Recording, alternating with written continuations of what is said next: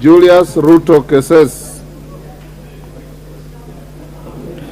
Thank you so much, Mr. Speaker. And I think Give to Julius RUTO. It is not on the point of order. It is contributing to the motion. yes. Go ahead, please. Thank you, Mr. Speaker.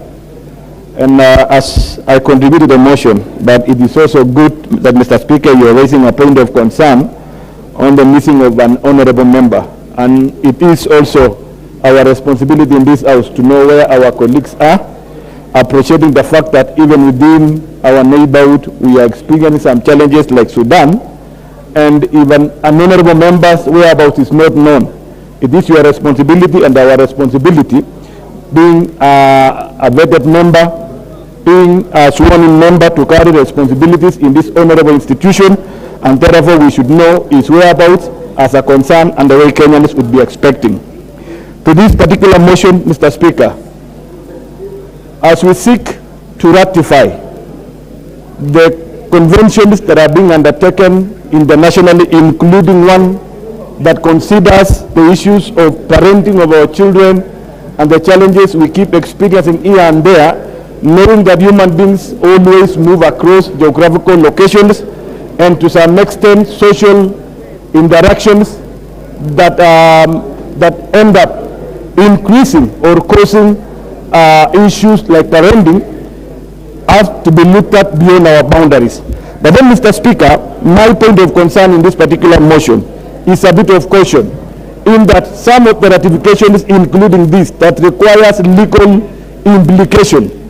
I would wish that such motions or such ratifications and treaties that are being signed should be put in place before this House, clause by clause, so that we're able to look at it, so that we don't end up ceding our role that our jurisdiction and judicial provisions we have by virtue of the Constitution of Kenya shall not be ceded out to the international judicial process, which end up contravening our African culture, which end up contravening our moral practices, which end up contravening our own legal framework. To my case is that such motion, such treaties can be looked at it clause by clause, so that we ensure the applicability within our Kenyan jurisdiction and only limit this particular discussion to international nature of cases that we experience. So that if there are matters that goes across the border of region Kenya. Order, honorable members, order. The conversations are too loud. We can barely hear the member for Kessess, who is making very valuable contributions to this motion. You are requested to converse in low tones, if you must. Thank you, Mr. Speaker. Honorable. Thank you for protecting me. Mr. Speaker, my point of concern when I looked at the concern on the treaty that need to be ratified through this motion by this honorable House, a big question came to my mind. What are the contents of these particular treaties that were signed and conventions that were discussed internationally, and that we want to adopt them to our own legal framework that we have in the country Kenya? What would be the implication? Would it challenge our existing judicial process we have? Are the contents in this particular law applicable to the laws of the land in Kenya? Does it respect our moral practices?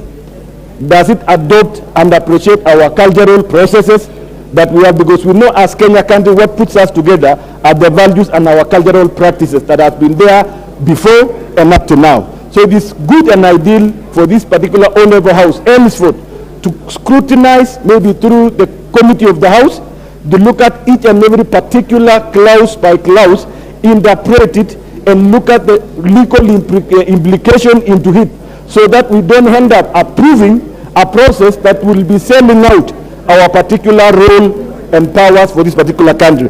Hence, on the other side, I also want to appreciate that it is high time we look at the global framework in the aspect of looking at issues that touches our family. We all know that we appreciate our family issues. We have been blessed with parenting responsibility.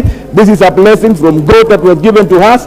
And most of the time, we have found out that we get to a situation where we have our own children that suffer a lot because they lack the care of their both parents.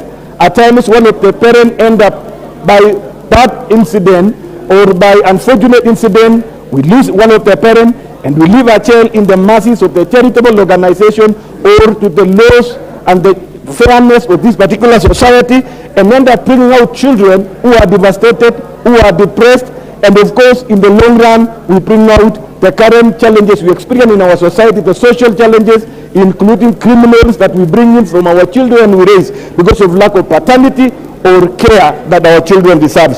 So as much as we want to look at across the border, my concern in this particular motion, Mr. Speaker, if it is possible, and it is possible in this House, let us first of all scrutinize the content of these particular treaties. Thank you so much, Mr. Speaker.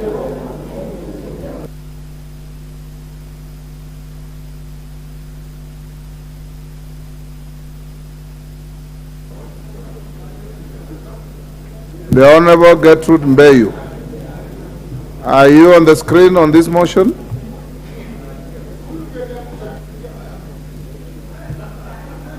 And Order Honorable Wanjala. Order Honorable Wanjala. My good friend Honorable Wanjala, you seem to cause trouble everywhere you go.